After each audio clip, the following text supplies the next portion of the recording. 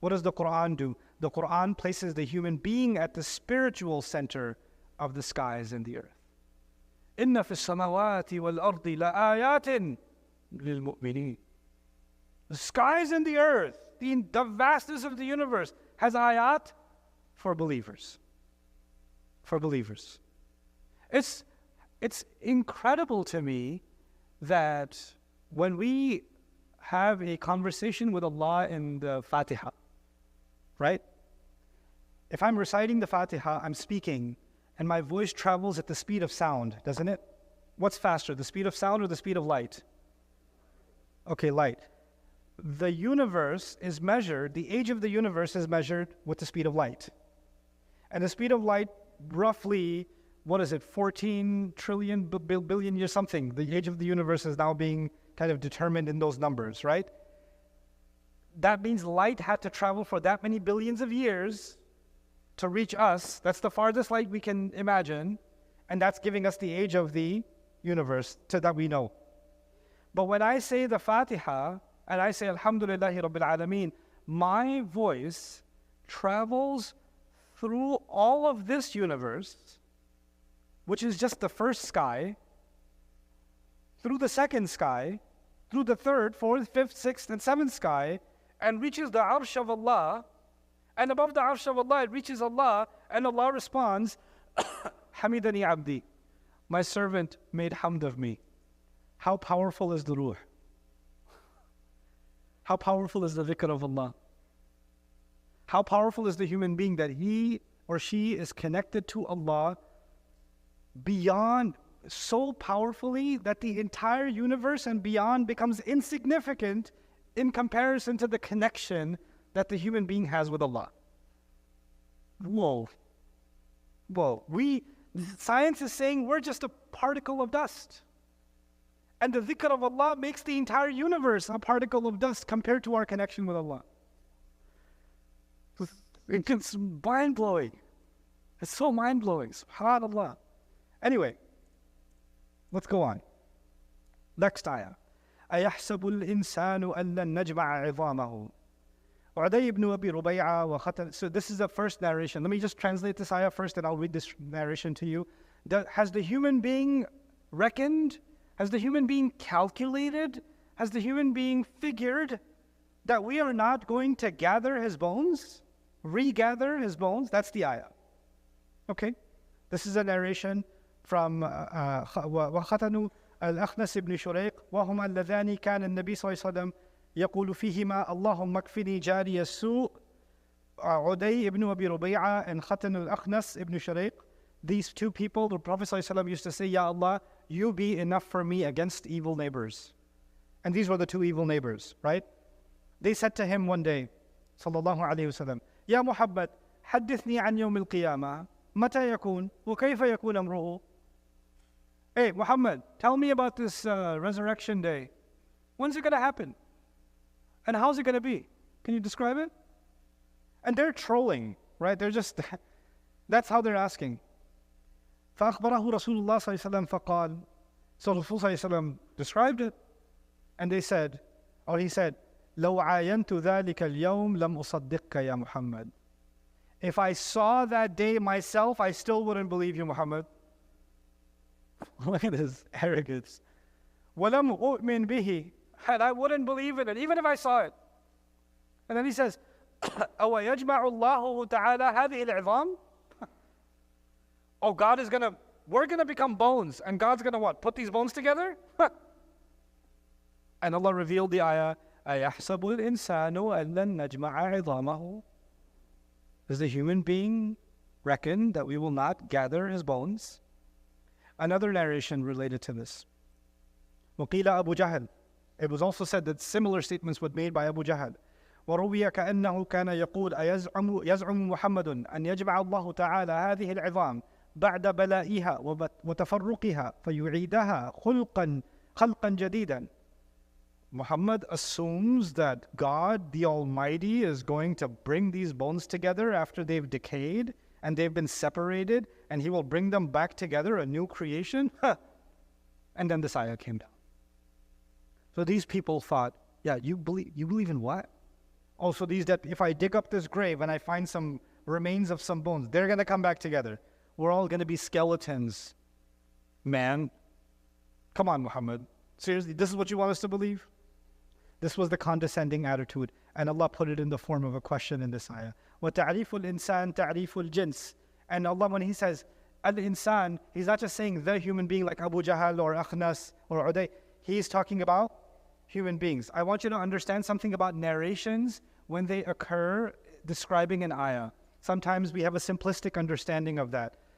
The ayat of the Quran, عموم اللفظ يدل على عموم المعنى. When the language is open, the meaning is open. And it can apply to a specific situation, but it can never be limited to the specific situation. So these examples that were just given in the narration apply to this ayah, but that doesn't limit this ayah. You understand? Think of it as those are two case studies for this ayah. But there can be a million other case studies where the ayah applies. You understand? When we don't understand that, we think, no. You can't think about that ayah unless you only talk about those narrations. That's not true. That's not true. If Allah wanted that, He would have mentioned their names instead of saying al-insan. Allah is a much better speaker than you and me. Allah can be much more accurate than you and I can be. If He means one person, He will mention that one person by name, isn't it? So when He says al-insan, He is making it open-ended, and that's what He means here by ta'riful jins. وهو عموم عرفي منظور فيه إلى غالب الناس يومئذ إذ كان المؤمنون قليلا. Alusi says, and by the way, the ayah came down, most people were non-Muslims, so this cannot even be referring to just disbelievers or just believers. It's referring to everybody, especially at the time, because at the time believers were very few. They're not that many. وَجِيءَ بِحَرْفِ لَنْ. This is because our Mufassirun focus on word by word, right? So the ayah says, has the human being assumed that we shall not put his bones together? The shall not is the word lan. So this is a comment on the word shall not. Okay? وَجِيءَ بِحَرْفِ لَنْ الدَّالْ عَلَى تَأْكِيدِ النَّفِي لِحِكَايَةِ اعْتِقَادِ الْمُشْرِكِينَ. Lan is used for, it's never going to happen. Have they imagined that it will never ever happen? Look, it's absolutely impossible. So the strength of their refutation is embedded inside the word lan. And I wanted to include notes like this in this lecture because I want you to know that when you're reading an English translation of the Quran, sometimes the power of a particular word Allah chose in the ayah is not coming through in the translation. And it's not the translator's fault. No other language can do what God does in His own original speech. Right? So there's so much missing that we miss out on. Like, imagine somebody says okay, and somebody says okay. And somebody says, okay. And all you got was, hey, they said okay. Did you miss something? Yeah, the intonations, the context, the emotion. Something was missing. The same way, there's a lot packaged in the language of the Quran, and the translation sometimes is not able to capture that, right? And so the false assumption that I've read the translation, therefore I know what the Quran is saying, you know a glimpse of what the Quran is saying. You've dipped your finger in the ocean that was this ayah, and it got a little wet, but you did not experience the ocean. That's what I want you to understand about translation and its limitations. Okay.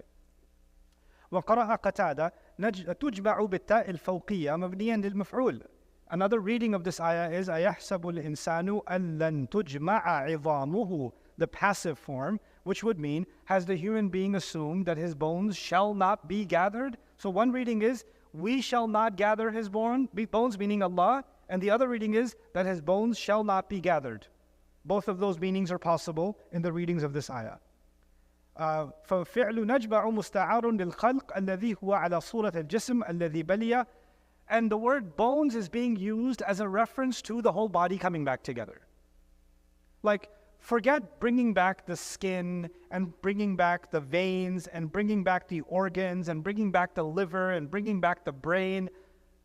God's not even going to bring back the bones. That's what they're trying to say.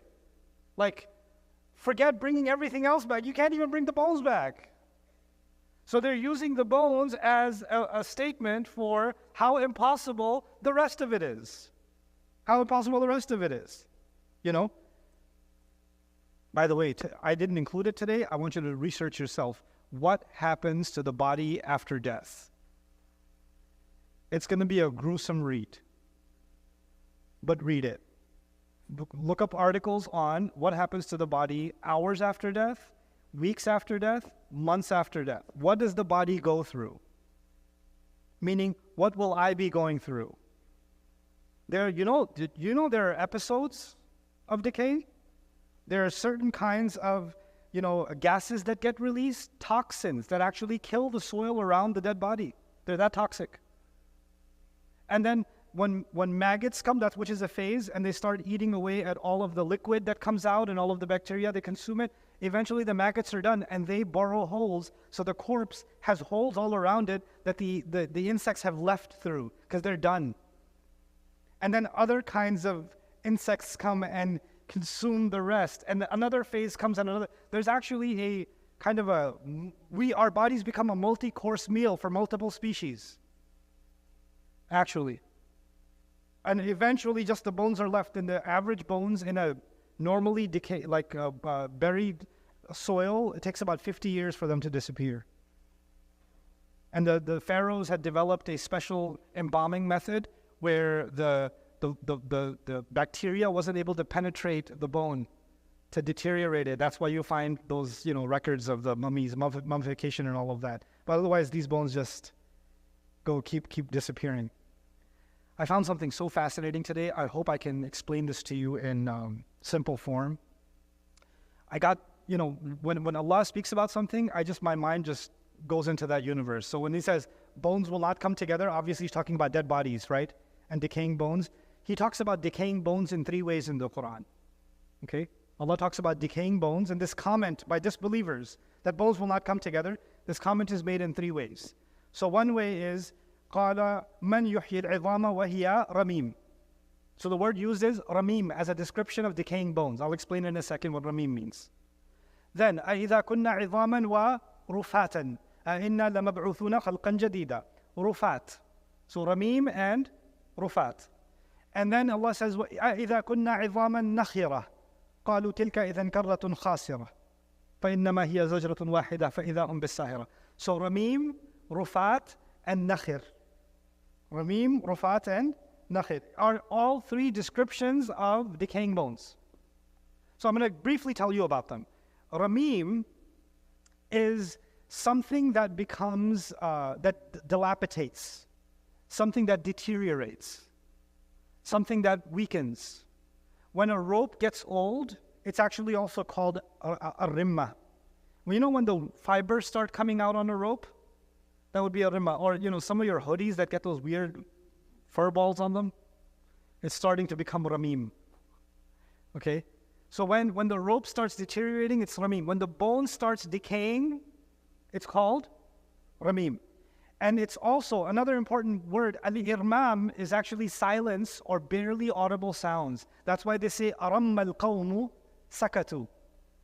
Or they say, تَرْمُومُ الْقَوْمِ إِذَا حَرَّكُوا أَفْوَاهَهُمْ بِالْكَلَامِ وَلَمْ يُصْرِحُوا. When they move their mouths, but they're not clear about what they're saying. In other words, when bones become so decayed that they're crackling sounds, like, the rope that's about to snap makes this, I'm not good at that. The sound, you know what I'm talking about? That sound that can be made by dead bones, this crackling, that sound is also called tarmum, comes from the same word ramim. In other words, the sounds of death, lifeless sound, the sound of something that no longer has any life in it, the sound that's the equivalent of silence. This is the word ramim.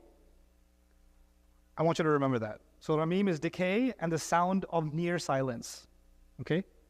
Let's go to the next one, then we'll come back. I skipped one. No, nakhira. Okay. Nakhira is nakhrata al-anf. The nostrils are called the nakhra. Nakhra. Urdu people, bada nakhra iska, iski badi naak chadi hui hai. Okay? This is nakhra. This is the nostrils. Anything that is hollow on the inside is nakhr. Anything hollow on the inside is nakhr. When the bones become hollow on the inside, meaning the outside is there, but actually the inside's already been eaten up, right? Then they are bones that have hollowed out. They are called nakhira. So the first one was it became weak and it's making sounds. The second one is it's becoming hollow. So it's next level, isn't it? It's the next level. Then there's the third level. And that is, why is this right? Okay. رفات الحطام من كل شيء تكسر تفتت الشيء الهش الأثناء وانسحاقه دقاقا. When something becomes crushed to powder. So if you have, for example, like a rock salt or something like that, and you beat it until it becomes powder, that's hutam, that's rufat. So when the bones, not only have they decayed, not only have they become hollow, now they are powder. Now they're just scattered little particles. That's called what? Rufat. Okay? Rufat. Now, and by the way, when something is crushed completely, it means it's completely wasted, isn't it? There's nothing of it left. It's just dust left now. It's turned to dust. Now, here's the amazing thing. I didn't know this. I was today years old when I found this out. The first one was Ramim. What do you remember about Ramim? Watch this. Surah Yasin, huh? Surah Yasin.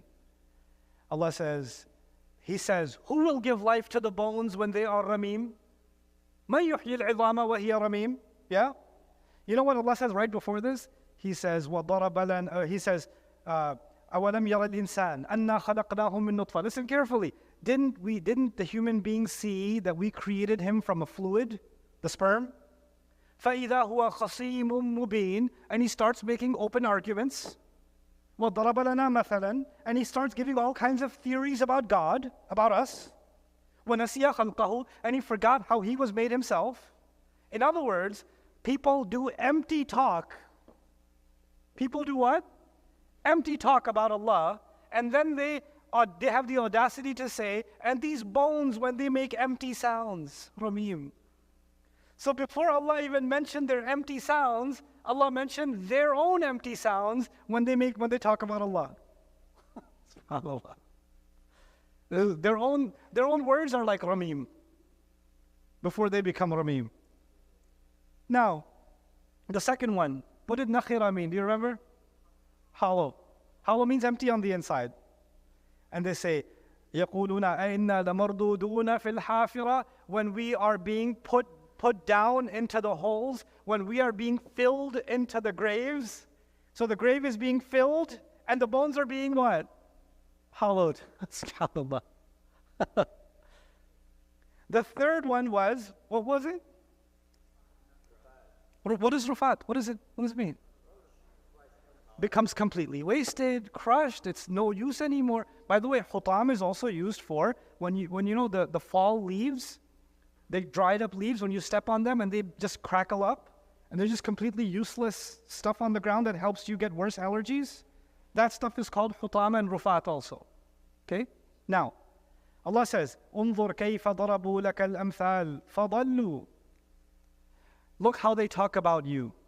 Look the theories they make about you. They are lost. They are put to waste. They are put to waste. Dallu. Dallu doesn't just mean lost. By the way, dalal in Arabic means something that's wasted completely. Just like what they say, the bones are going to be what? Wasted completely. Then he says, I didn't tell you another meaning of rufat. Rufat also means a rope that gets cut. A connection that gets cut. A rope connects one end to the other, right? Which is similar to a road, because a road connects one end to the other. Allah says in this ayah, انظر كيف ضربوا لك الأمثال فضلوا فلا يستطيعون سبيلا. And they can't find the path. They can't. By the way, sabil is also used for a rope. And the word rufat is used for a rope that gets cut off. So it's just even the subtle usage of words in the Quran, you know? And the deterioration of bones being presented in such beautiful fashion. Okay, before I conclude this, we're going to do 10 ayat today. This is ayah number 3. Before we conclude, cell replacement.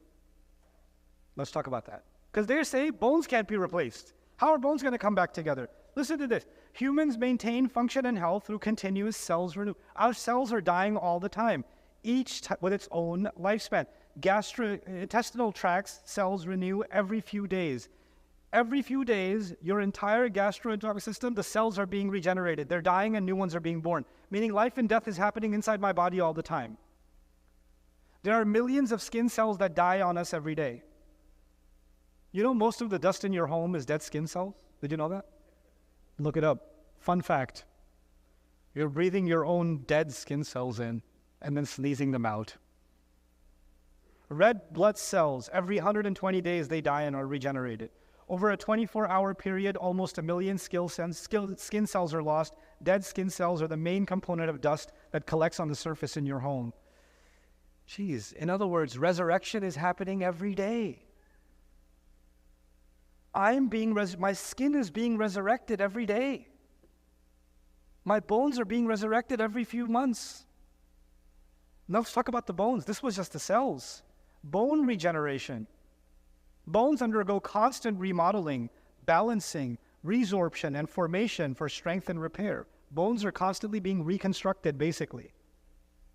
Osteoclasts, medical students are going to laugh at me for not knowing these things, but anyway, osteoclasts break down old bone tissue, and osteoblasts synthesize new bone formation.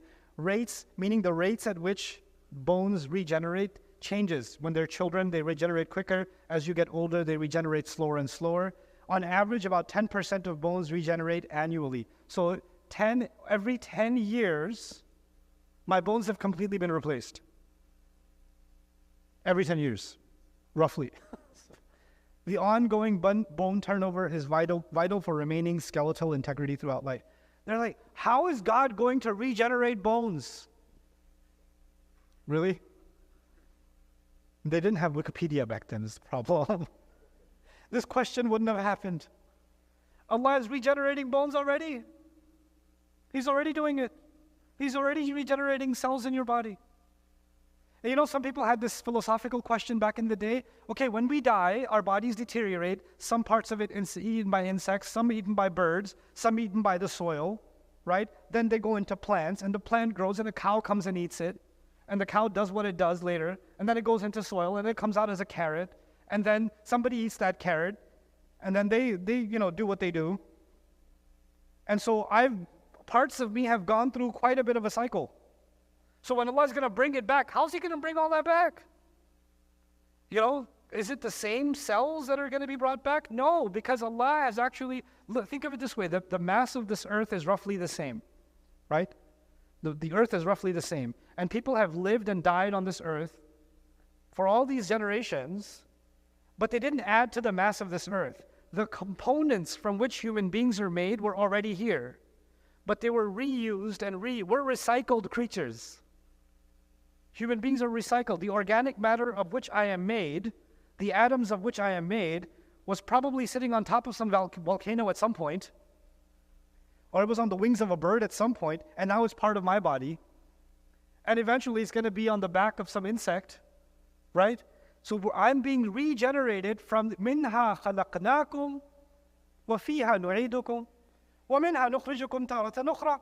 We created you from this earth, and in it we will return you, and from it we will resurrect you again. It's not the individual cells, but the construction itself. The construction itself. We are made from this earth, and we will be regenerated from this earth. The final construction will be put back together, right? So that's a little bit about bone integrity. Almost done with this ayah. Al-hamzatu li-inkar al-waqi' wa istiqbahihi wa tawbihi alayhi. It's as if Allah is saying, let me translate this in easy terms. Ayahsabu al-insan. The human being dares to even think that we will not resurrect his bones, not gather his bones again? After those two oaths in the beginning, it's as if Allah is saying, and after all of that evidence that's so clear, you have the audacity to think in this way? You dare to imagine this, assume this? And by the way, yahsabu means to assume. As if human beings are not even convinced that it won't happen, they just assume it won't happen. So it's as if the lack of faith isn't stemming from an opposing conviction, it's just an assumption. Allah is offering conviction, and in response, you're just offering assumption. SubhanAllah. Okay, this is the last one, I promise. DNA, the future of storage data. Fossilization preserves DNA in strands long enough to gain an animal's entire genome. All the genes present in an organism are inside the bones. Thank you for sharing that, by the way. Really helpful. Scientists have extracted and sequenced the genome of a 110,000-year-old polar bear, and more recently, a 700,000-year-old horse. Listen to this, just 1 gram of DNA is theoretically capable of containing all the data of the internet giants such as Google and Facebook with room to spare. 1 gram of DNA. The time limit with DNA in fossils is about 700,000 years. But people speculate about finding 1 million year storage data of genomic material in fossil bones. In just bones. Human bones discovered in the Cima de los Huesos cave in Spain shows maternally inherited mitochondrial DNA that is 400,000 years old. A new record for human remains. The best DNA comes from sources that are ceramically dry, so teeth, bones, and even eggshells contain DNA information. In other words, the map of the schematic design of my entire body is stored inside what? The bones. The bones. Interestingly, Allah mentions the bones. SubhanAllah. You think we're not going to bring that together? I said that was the last one, right? I lied. Okay, this was the last one. All right, you know what? You'll get over it. وَيَخْفَى أَنَّ الْإِتْيَانَ بِبَلَى. This is Al-Alusi. He said something so... Actually, this is Ibn Ashur. He said, look at it. Allah used the word bala in the next ayah. Of course not. Meaning, have you assumed that we will not bring? Absolutely false. So bala. أولا وحذف جواب القسم. Remember, Allah took the oaths but didn't say anything after the oaths? He didn't say, I swear by Judgment Day that it's real. He didn't say that it's real. It was like there was no need to say the jawab by not giving the jawab. وَالْإِتْيَانِ بِقَوْلِهِ سُبْحَانَهُ أَيَحْسَبُ. By using the words أَيَحْسَبُ. Has he imagined? Has he assumed? وَرِعَايَةُ أُسْلُوبِ وَثَنَيَاكَ إِنَّهَا إِغْرِيضٌ. إِنَّهَا إِغْرِيضٌ. وَثَنَيَاكَ إِنَّهَا إِغْرِيضٌ is a famous poem, and Allah used the style that was known to the Arabs from that poem. And what's that style? فِي الْقَسَمِ بِيَوْمِ الْبَعْثِ وَالْمَبْعُوثِ فِيهِ. Meaning Allah mentioned the oath which is about the day of resurrection and the one who will be resurrected in it. Yawm al-Qiyamah is resurrection, and Nafs al-Lawwama is the nafs that will be resurrected in it. Both of them combined together. And this yellow note is actually Zamakhshari explaining that poem. But let's keep going. ثُمَّ إِيثَارُ لَفْظِ الْحُسْبَانِ. Then Allah preferring the word husban, وَالْإِتْيَانِ بِهَمْزَةِ الْإِنْكَارِ مُسْنَدًا إِلَى الْجِنْس. And then using أَيَحْسَبُ الْإِنسَانِ as if Allah is commenting about any and every human being. بِحَرْفِ الْإِيجَابِ. And then by using the word bala, the harf of ijab, وَالْحَالُ بَعْدَهَا, we're going to see that in the next session, قادرين من المبالغات في تحقيق المطلوب وتفخيمه وتهجين المعرض عن الاستعداد له. He says, look at every one of these words. يحسب الإنسان أن لن نجمع عظامه. Then the word bala that's coming in the next ayah. Ponder each one of them and you will see the grandeur of Allah in this ayah. You will feel the power of God responding to this defiant human being. And he says, ما تبهر عجائبه ثم الحسن كل الحسن في ضمن حرف الإضراب في قوله سبحانه. Man, it wasn't Ibn Ashur, it was Alusi rahimahullah, Ruh al-Ma'ani. Look at every one of these pieces and just feel the grandeur of Allah. When Allah says, what does he think is not going to happen? He dares to think bones will not come together? Hey guys, you just watched a small clip of me explaining the Quran in depth as part of the Deeper Look series. Studying the Quran in depth can seem like a really intimidating thing that's only meant for scholars. Our job at Bayyinah is to make deeper study of the Quran accessible and easy for all of you. So take us up on that challenge. Join us for this study, the Deeper Look of the Quran, for this surah and many other surahs on BayyinahTV.com under the Deeper Look section.